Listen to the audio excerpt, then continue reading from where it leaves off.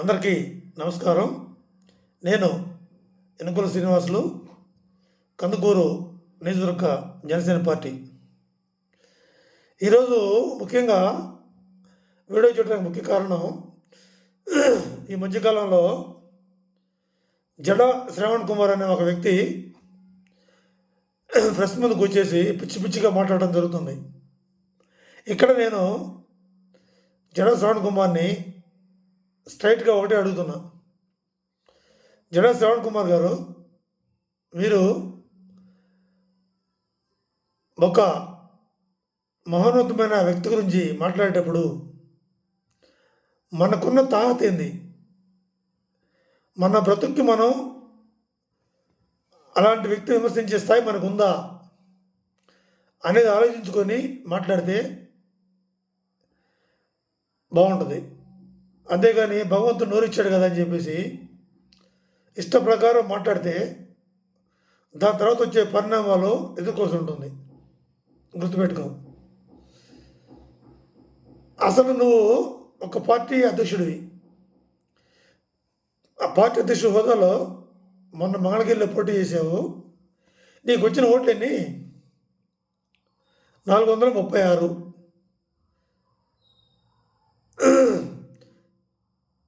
నీ బ్రతుక్కి నువ్వు మళ్ళీ పవన్ కళ్యాణ్ గారిని విమర్శిస్తున్నావు. సిగ్గుండాలా కాస్త? మళ్ళీ నువ్వు ఒక జడ్జిగా పనిచేస్తున్నావు, చదువుకున్న వ్యక్తివి. ఆ మాత్రం నీకు ఇంగితించడం లేదా? ఎవరినైనా మనం మాట్లాడేటప్పుడు మనకున్న అర్హత ఏందా అనేది, మన స్థాయి అంతా అని చూసుకొని మాట్లాడటం బాగుంటుంది.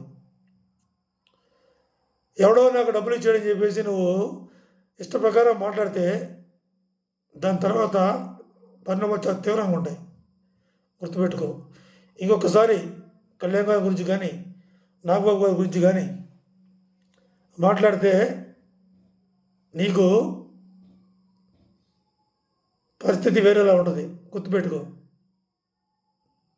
చదువుకున్న వ్యక్తివి, చదువుకున్న జ్ఞానం అంతా ఎడిపోయింది నీకు. లేదా వేరే వాళ్ళు ఇచ్చి డబ్బులు కాసిపడి జ్ఞానాన్ని అమ్మేసుకున్నావా వాళ్ళకి?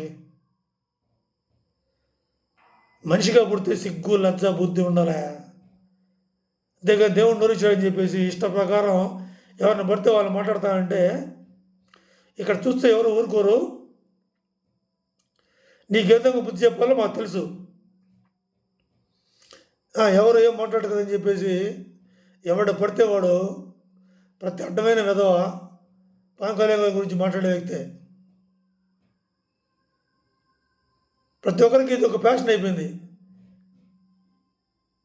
కళ్యాణ్ గారి గురించి మాట్లాడటం, అంత హైప్ అయిపోవడం.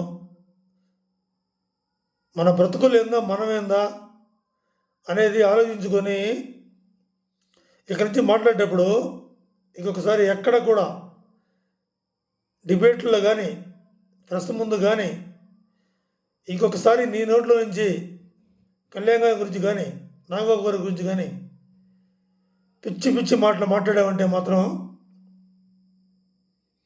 ఎక్కడున్నా కూడా జన సైనికులు అడ్రస్ పెట్టుకొని వస్తారు. గుర్తుపెట్టుకో.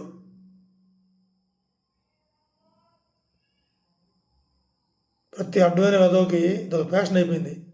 కళ్యాణ్ గారి గురించి మాట్లాడటం, ఫేమస్ అయిపోవడం. చెత్త నా డాష్కి వెళ్ళారా?